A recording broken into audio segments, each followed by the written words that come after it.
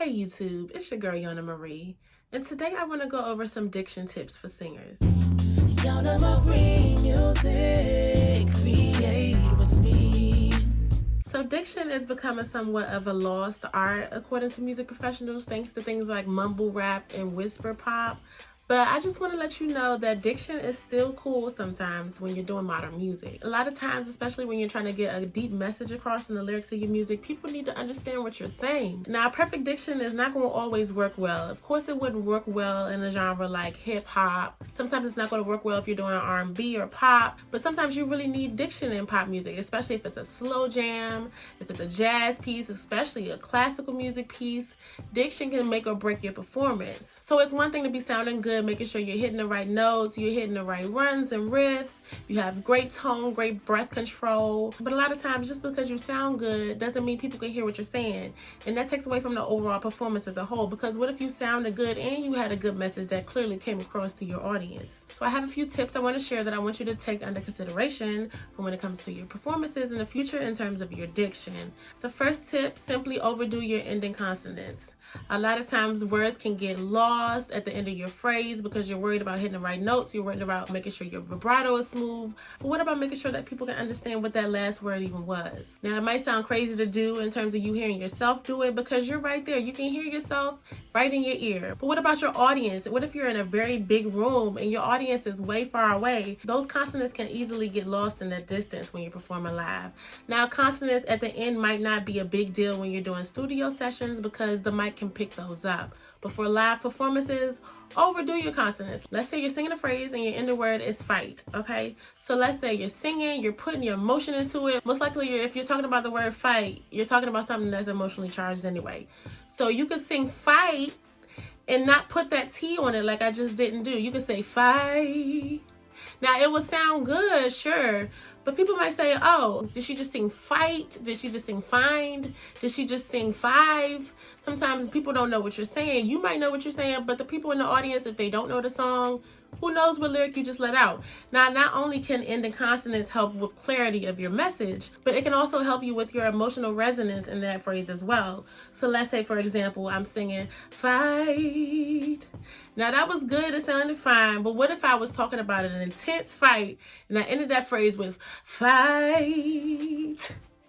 Now, not only did that T make it more clear, but you can sense the emotional resonance in that word. I'm actually fighting. You can hear that T, and then it makes it seem like that fight that I'm singing about is more intense. Now, again, overpronouncing your words might not work well in certain styles of music, certain genres, or certain songs, so make sure it's appropriate for the song.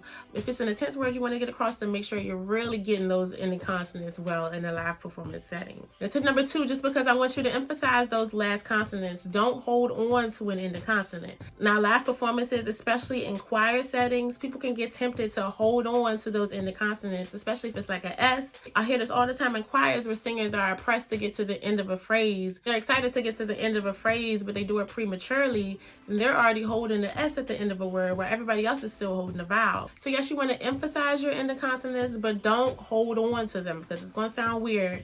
You're going to be sounding like a snake on stage, and people want to hear your notes, not the hissing, okay? My third tip is don't forget that consonant in the middle of your words. Now, this is especially true for genres like classical and jazz music. Again, where words can sound very similar, and depending on those middle consonants, it can change the phrase entirely. And again, it's not going to make all that much sense if you're doing it in a style like hip-hop. Overpronouncing your middle consonants is going to sound cheesy. So make sure it's making sense for the song you're doing. For example, let's say you're singing the word making. You can either sing making, which is good, it sounds fine, or you can really pronounce that K and say making.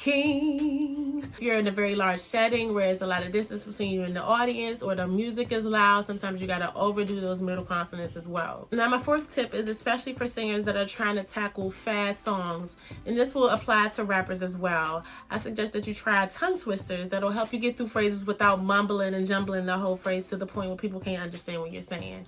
Now, with tongue twisters, you want to start slow and work your way up. It can seem impossible if you're already trying these tongue twisters really fast. I'm going to leave a link in my description to my website where I have a few of my favorite tongue twisters to do as a part of my warm-ups. Now my tip number 5 is especially true for beginners out there who might feel like they don't want to do too much with their body, and they especially don't want to do too much with their mouths. So a lot of beginner singers are tempted to not open their mouths wide enough when they're singing.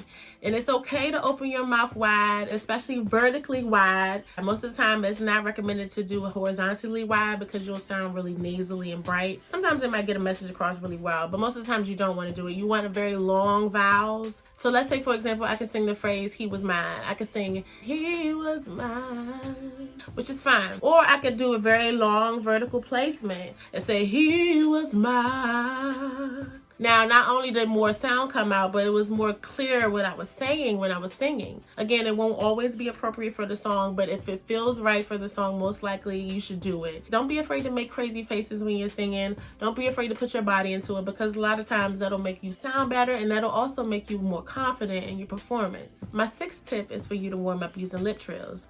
Now, lip trills is also called lip buzzes, lip bubbles, raspberries, but it's the sound when you do when you're warming up. You probably heard somebody do that before. And you want to do that because it can help relax the muscles in your mouth and the muscles in your larynx.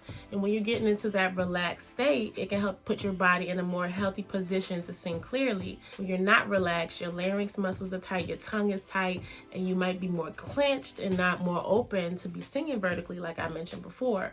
So make sure you're warming up with lip buzzes, lip trills, whatever you may call it, because it only takes a few minutes to do, but it really adds a lot to your vocal performances. And my last tip that is also related to lip trills is to work on your breath control. Now, lip trills can help you to even out your breath control between your high notes and your low notes, consistently getting an even tone for a long amount of time if you have good breath support. So if you have good breath support, not only do you have consistent notes, not only do you have control over your whole range, but you can also get to the end of your phrases better. Now, if you can't get to the end of your phrases, most likely you're going to be struggling to make sure the ending sounds good, but you're not even going to be thinking about making sure that ending consonant is heard. So to have good ending consonants, to have good diction, you need to have good breath control first. That's like the foundation of good diction. So make sure you're practicing your lip trills. By practicing your lip trills, you'll help get better at breath control overall. And make sure when you breathe in for singing, make sure you're not sucking your breath in. Make sure you're not breathing with your shoulders. You want to be expanding your midsection when you breathe. So make sure you're getting a good amount of air to make it to the end of your phrases. And make sure you're really focusing on those ending consonants like the first tip I gave. So thank you for tuning in. And if my tips helped you, please consider subscribing to my channel. And check out YonaMarieMusic.com, where I give more helpful tips to artists, musicians. And I will see you next time.